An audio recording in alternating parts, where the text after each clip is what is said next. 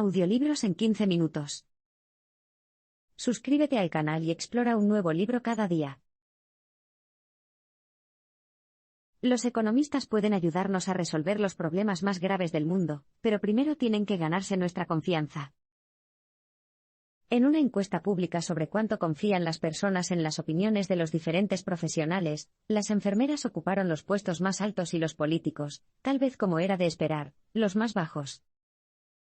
Lo que podría sorprender es que los economistas se clasificaron solo ligeramente por encima de los políticos. Se consideró que sus opiniones eran muy poco fiables. Pero, ¿por qué? Tal vez porque los economistas ruidosos que vemos en las noticias no son los más confiables. A menudo, en realidad son empleados de una empresa, y tienen una agenda muy clara para proteger los intereses del mercado.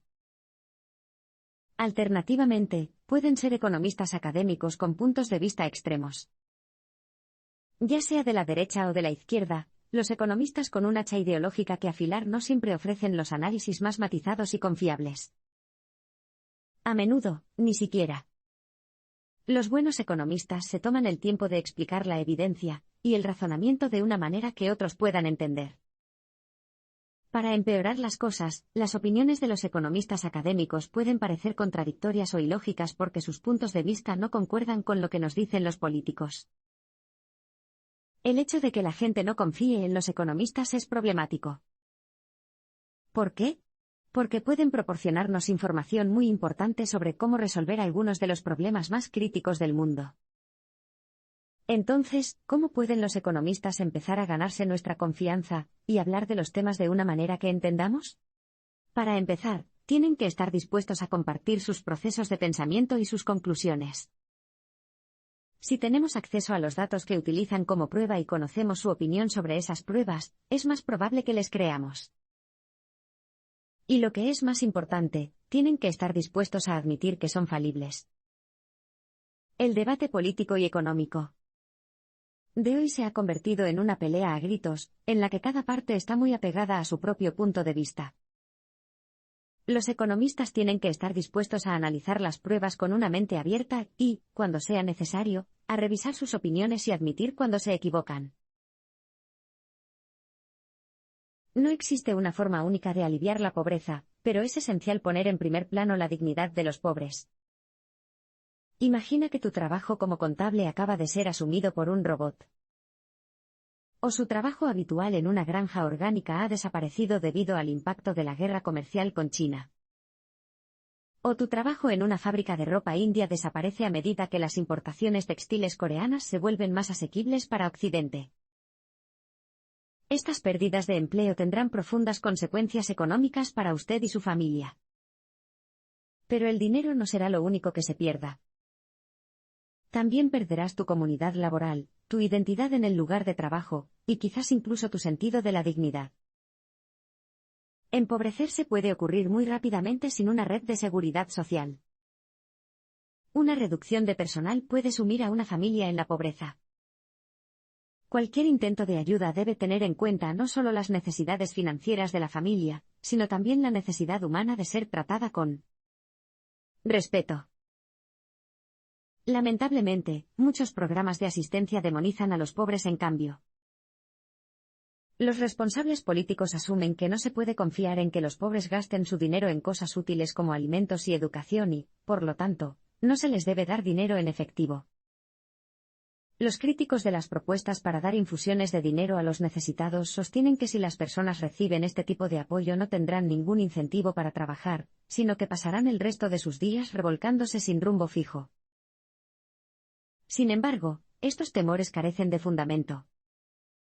Los datos de experimentos realizados en 119 países en desarrollo que proporcionaron ayuda financiera directa a las personas más pobres muestran que los niveles de nutrición y salud de los beneficiarios aumentan sustancialmente. Los gastos en alcohol y tabaco no lo hacen. Tener un ingreso básico tampoco disuade a las personas de trabajar. En un experimento llevado a cabo por uno de los autores en Ghana, se animó a los participantes a hacer bolsas que se comprarían por una suma decente.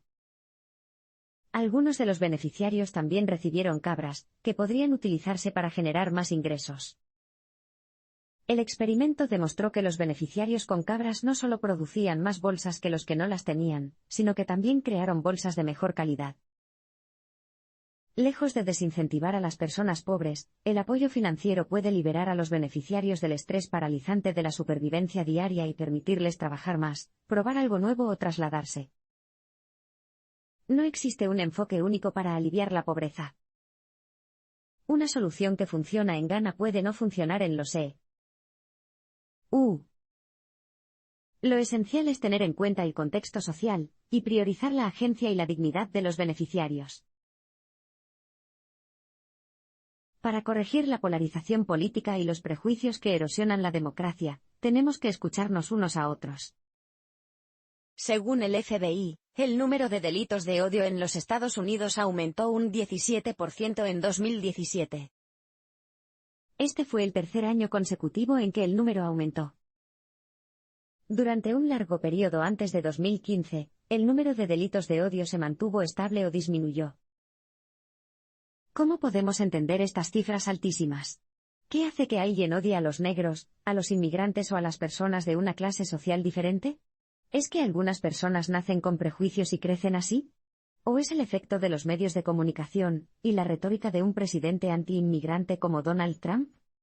Estas preguntas desconciertan a los economistas y otros científicos sociales. Decir que las personas tienen una inclinación intrínseca hacia el racismo y los prejuicios es extraño, porque esto ignora su historia y contexto social. Sin embargo, decir que los medios de comunicación simplemente les lavan el cerebro a las personas podría subestimar su inteligencia y su agencia. La respuesta es más compleja. Si bien las personas tienen preferencias individuales, estas están determinadas en gran medida por los grupos sociales y las situaciones particulares en las que se encuentran. Las personas gravitan hacia otras personas como ellas mismas. La comunidad se convierte entonces en una especie de cámara de resonancia para una opinión en particular, en la que las personas refuerzan las creencias de los demás sin exponerse a opiniones externas. Esto significa que incluso sobre hechos científicos como el calentamiento global, hay opiniones muy diferentes. Si bien el 41% de los estadounidenses afirma que el calentamiento global es causado por la contaminación humana, el mismo porcentaje no cree que esté ocurriendo o piensa que es un fenómeno natural. Estas creencias se dividen por motivos políticos. Los demócratas tienden a creer en el calentamiento global, mientras que los republicanos no. Esta cámara de eco solo se ve amplificada por las plataformas de redes sociales como Facebook, donde vemos el contenido compartido por otros miembros de nuestra red, lo que refuerza lo que ya creemos. Si no podemos comunicarnos unos con otros sobre los temas que importan, la democracia comienza a fracturarse. Nos dividimos en tribus divididas y libramos guerras ideológicas solo por ganar. Incluso los prejuicios más arraigados pueden cambiar. Pero para que eso suceda necesitamos entrar en contacto con diferentes tipos de personas con diferentes tipos de puntos de vista.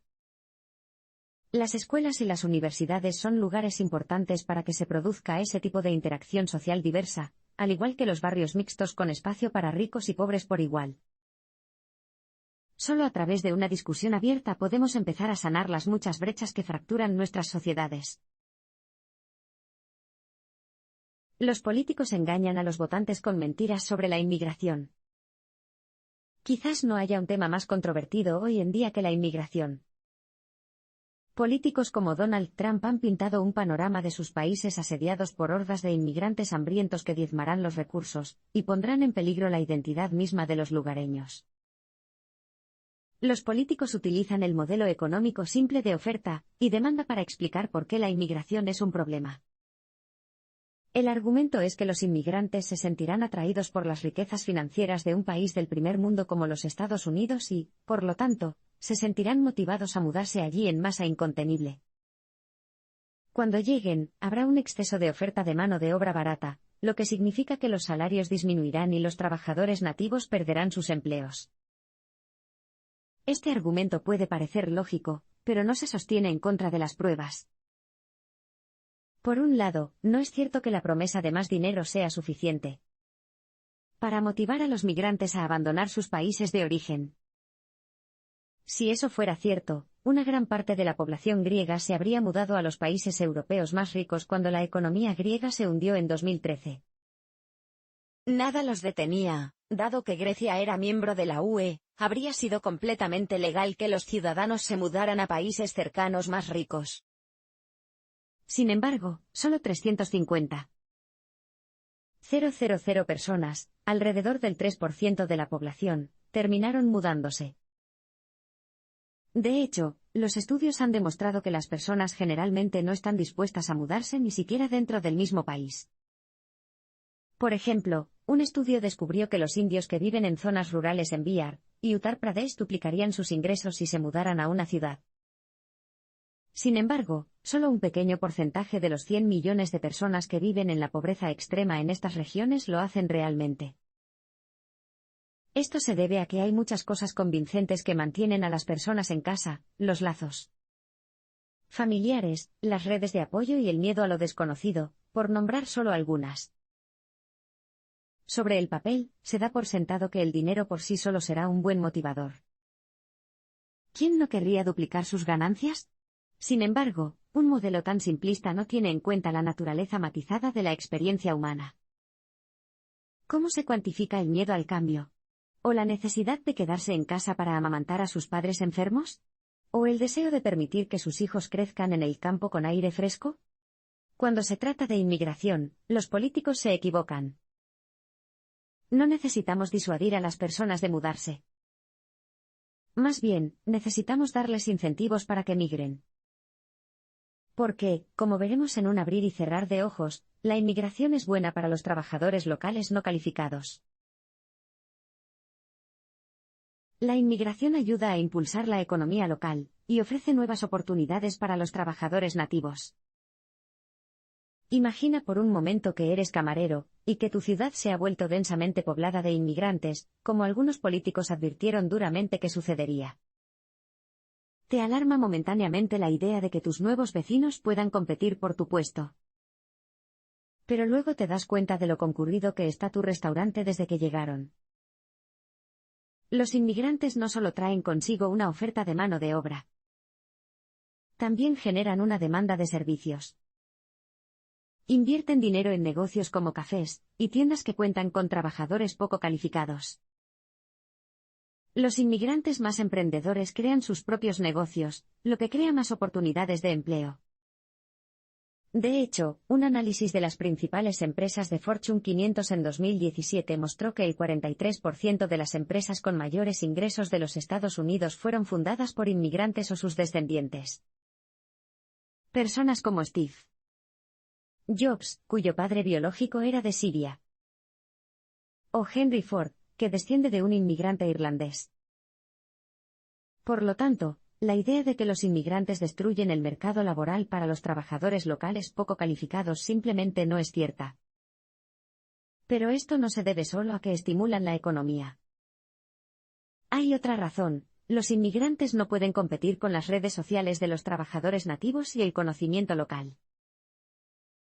El modelo de oferta y demanda asume que los empleadores siempre querrán contratar al trabajador más barato, por lo tanto, si los inmigrantes ofrecen sus servicios por menos, los lugareños perderán sus empleos.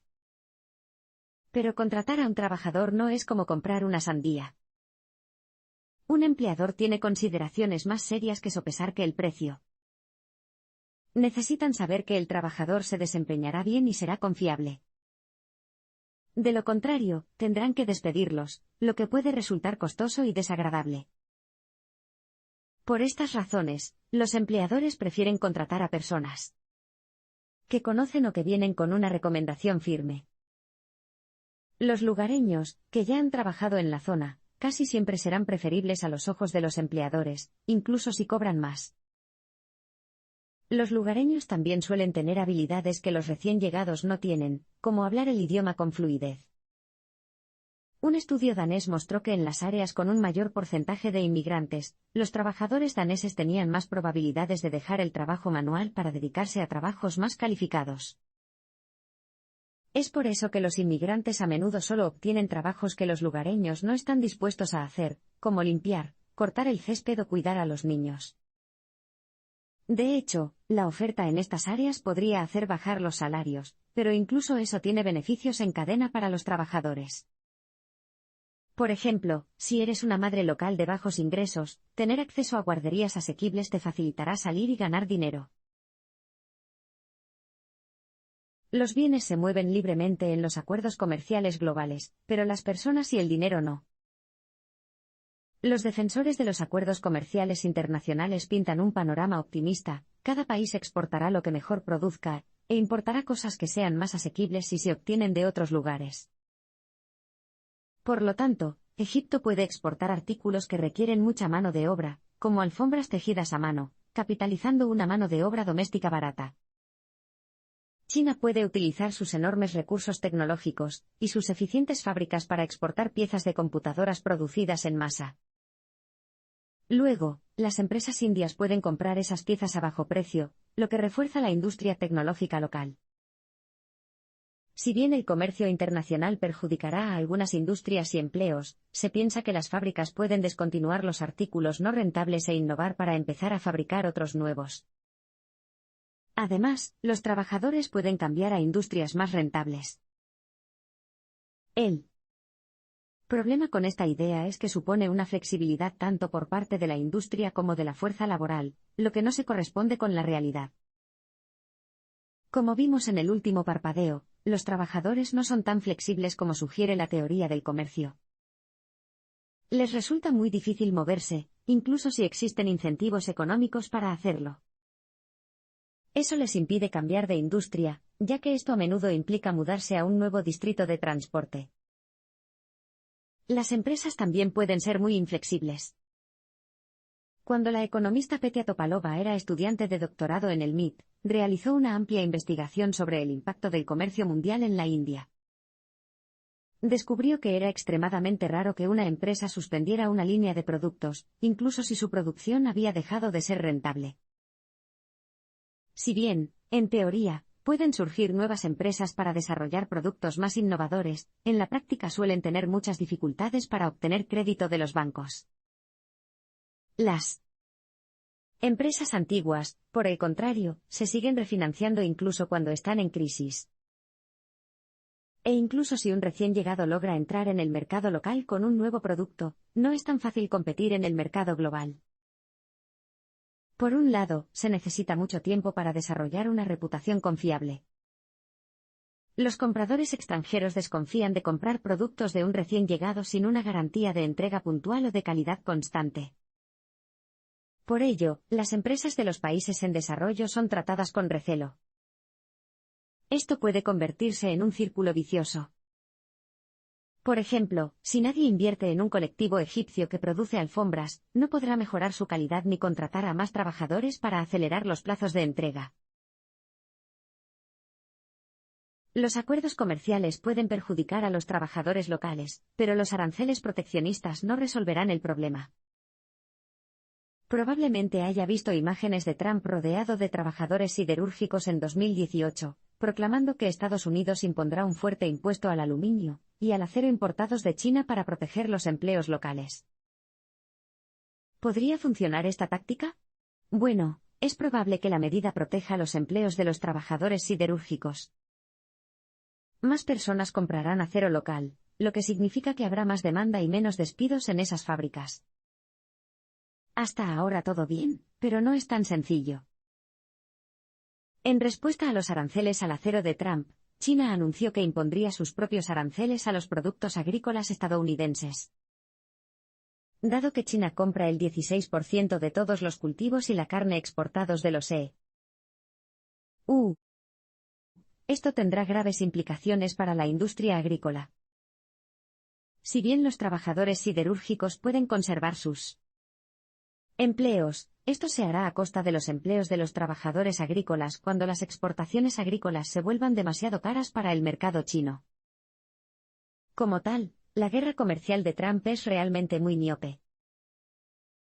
En un efecto descrito como el shock de China, las fábricas han quebrado ante la competencia de las importaciones chinas baratas. La ciudad de Bruceton en Tennessee ofrece un ejemplo escalofriante. Bruceton tuvo que cerrar su fábrica que empleaba a 700 personas cuando ya no era rentable producir ropa. En 2000, despidieron a sus últimos 55 trabajadores. Los trabajadores despedidos ya no podían gastar dinero en la ciudad, por lo que casi todos los negocios locales cerraron. Lo que había sido un centro próspero se convirtió en un pueblo fantasma. Esta desolación, a su vez, desalentó a los inversores a establecer nuevas fábricas allí. Ya hemos visto que los trabajadores desempleados no siempre pueden mudarse fácilmente a otro distrito para encontrar un nuevo trabajo. Pero tampoco hay perspectivas si se quedan. Entonces, ¿qué pueden hacer? Los Estados Unidos tienen una iniciativa para ayudar a quienes pierden sus empleos, llamada Programa de Asistencia para el Ajuste Comercial, TA. El programa amplía el seguro de desempleo de los trabajadores, y brinda capacitación y apoyo para ingresar a un nuevo sector. También proporciona asistencia financiera para ayudar a los trabajadores a reubicarse. El programa tiene todos los ingredientes correctos, pero no cuenta con fondos suficientes. Los perdedores del comercio mundial necesitan protección, pero la simple imposición de aranceles no solucionará nada. En cambio, necesitamos invertir recursos sustanciales para ayudar a los recién desempleados a adaptarse a la conmoción y a volver a ponerse de pie. La lucha contra el cambio climático no puede separarse de la lucha contra la desigualdad económica.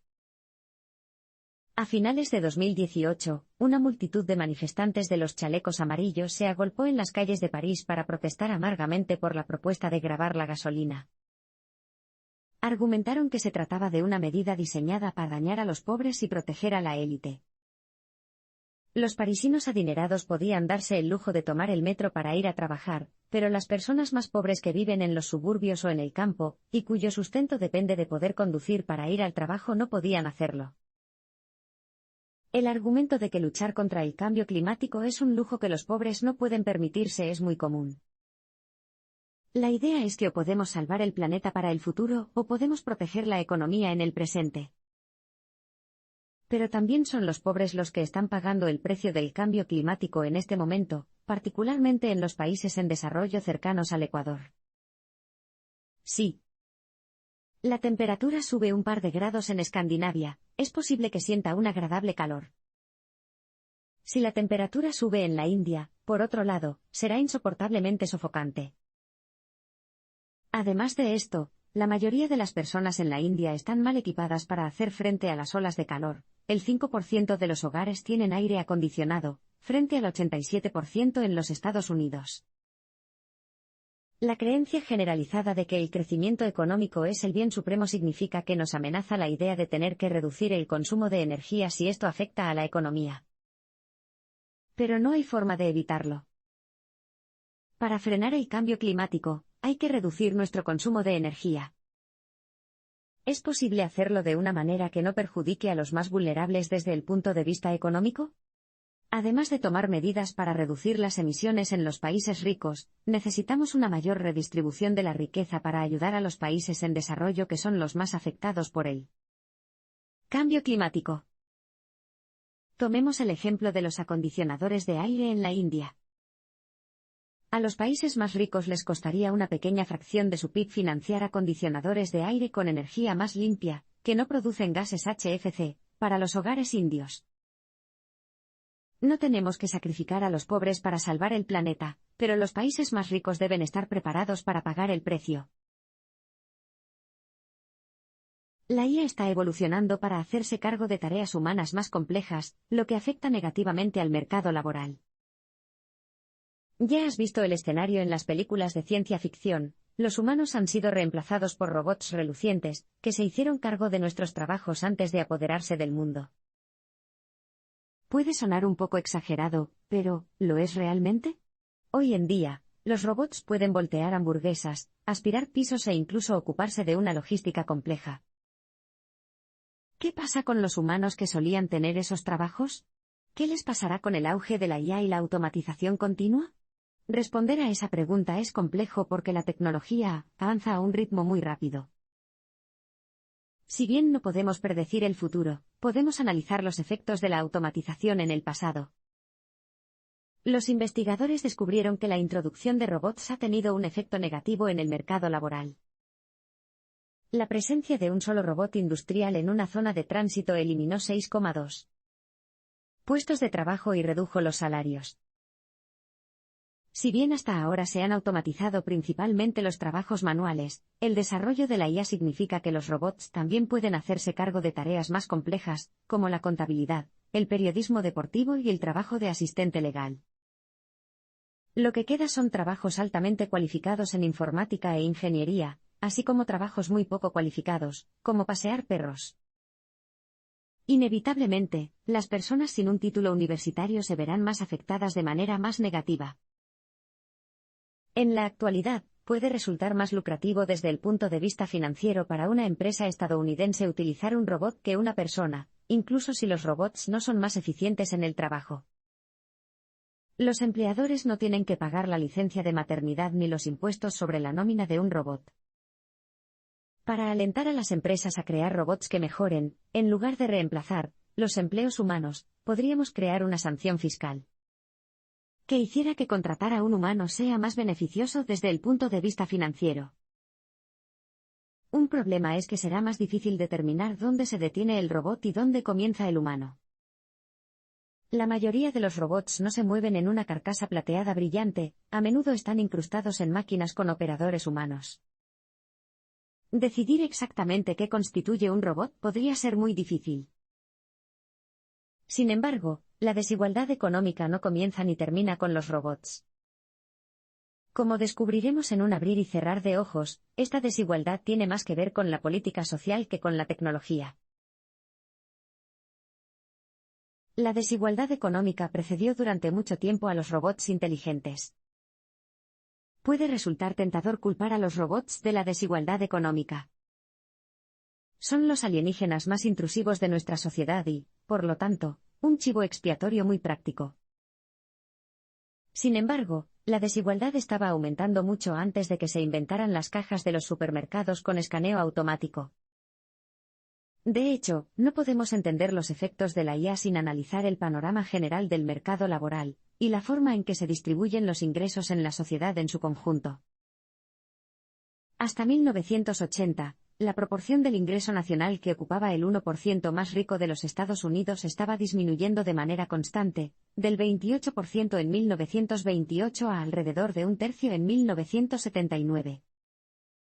Sin embargo, esta tendencia se invirtió drásticamente a partir de 1980, por lo que la desigualdad vuelve a situarse en los niveles observados en 1928. La desigualdad de riqueza casi se ha duplicado desde 1980. Sí. Bien, las ganancias del 1% más rico aumentaron considerablemente, los salarios de la clase trabajadora dejaron de crecer. De hecho, el salario promedio en 2014 no fue más alto que en 1979 cuando se ajustó por inflación. Los trabajadores menos educados tienen un trato aún más difícil. El salario real de los trabajadores varones en 2018 era entre un 10 y un 20% más bajo que en 1980. Entonces, ¿qué ocurrió en 1980 para provocar este enorme aumento de la desigualdad? Muchos economistas señalan las políticas de líderes como Ronald Reagan y Margaret Thatcher, quienes llegaron al poder con políticas agresivas diseñadas para reducir los impuestos a los más ricos, con el argumento de que las ganancias financieras llegarían al trabajador promedio. Las filosofías económicas de la era Reagan-Thatcher también legitimaron la idea de que algunas personas merecían salarios exorbitantes. ¿La razón? Eran extremadamente talentosos y ganar bien los alentaría a trabajar más duro. Pero esto desmiente el hecho de que, en las industrias financieras, los directores ejecutivos suelen ganar grandes bonificaciones por no hacer nada en absoluto. Con sus salarios alineados con el valor de mercado de la empresa, reciben más dinero cuando la empresa funciona bien. Pero no hay ningún incentivo para pagar más a sus humildes empleados, de hecho, todo lo contrario. Esta enorme desigualdad en los ingresos entre las personas que más ganan y todos los demás es insostenible. ¿Qué necesitan cambiar países como EU para abordarlo? En una palabra, impuestos. Una tributación adecuada puede ayudar a resolver la desigualdad económica. Hay una forma de igualar las condiciones entre las personas que más ganan exorbitantes y otros trabajadores: los impuestos. Los estudios han demostrado que cuando la tasa impositiva para el 1% más rico es del 70% o más, los salarios se igualan más. Esto se debe a que las empresas dejan de pagar salarios tan disparatados, ya que no vale la pena perder el 70% a manos de la Oficina de Impuestos. Países como Alemania, España y Dinamarca, que han mantenido impuestos tan altos, tienen una brecha menor entre los salarios de las personas con mayores ingresos y los de los que ganan promedio en comparación con países como Canadá y el Reino Unido, que han reducido drásticamente los impuestos para los salarios más altos a partir de la década de 1970. Sin embargo, para abordar realmente la desigualdad, los gobiernos van a necesitar más recursos. Eso significará que tenemos que hacer algo más que gravar los salarios de las personas que más ganan. Una opción es un impuesto sobre el patrimonio sobre los activos de los extremadamente ricos. Un impuesto del 2% para quienes tengan más de 50 millones de dólares en activos, y del 3% para quienes tengan más de 1.000 millones de dólares podría generar 2,7 billones de dólares en 10 años. Eso es una gota en el océano para los multimillonarios, pero podría marcar una enorme diferencia en la vida de millones de personas si ese dinero se utilizara para ayudar a las personas desempleadas afectadas por el comercio mundial o para financiar otros programas públicos, como la vivienda y la educación. Sin embargo, los impuestos sobre el patrimonio no bastan. Para marcar realmente la diferencia, todos tendrán que contribuir. Dinamarca y Francia, dos países con programas ambiciosos para abordar la pobreza y la desigualdad, recaudan el 46% de su PIB mediante impuestos. La mayoría de esos impuestos provienen de personas con ingresos medios. Por el contrario, los impuestos representan solo el 27% del PIB de La idea de pagar más impuestos es extremadamente impopular en los Estados Unidos. Esto se debe en parte a los bajos niveles de confianza en el gobierno. Los programas gubernamentales a menudo se consideran ineficientes y los funcionarios son corruptos. Las personas tienen preocupaciones legítimas sobre el destino de su dinero. Los gobiernos deben rendir cuentas a la hora de hacer un buen uso de los impuestos. Sin embargo, su trabajo es fundamental. Como hemos visto, el mercado no siempre es eficiente cuando se trata de priorizar el bienestar humano. Se necesitan programas públicos sólidos para apoyar a los trabajadores afectados por el comercio mundial, la IA, el cambio climático y los innumerables desafíos futuros. Para financiar esos programas, necesitamos dinero de los impuestos.